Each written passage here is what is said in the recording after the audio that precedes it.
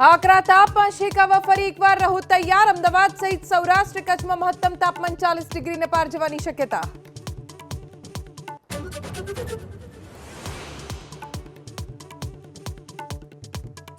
ચૂંટણી પહેલા કોંગ્રેસને સુરતથી ઝટકો। કોંગ્રેસ ઉમેદવાર નિલેશ કુંભાણીનું ફોર્મ અમાન્ય। ટેકેદારો હાજર ન થતા ચૂંટણી અધિકારીનો નિર્ણય। કોંગ્રેસ હવે કોર્ટના શરણે।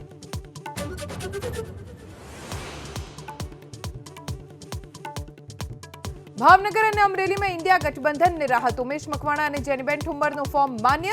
ઢોલ નગારા સાથે કાર્યકરોની ઉજવણી।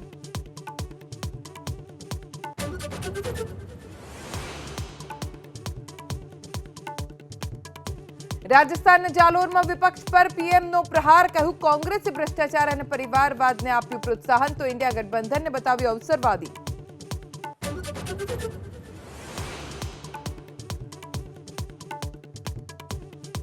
बिहारना कटिहार थी अमित शाहનો लालू राज पर प्रहार। बोलिया पहला बिहार में जंगल राज અને અત્યાચાર હતો।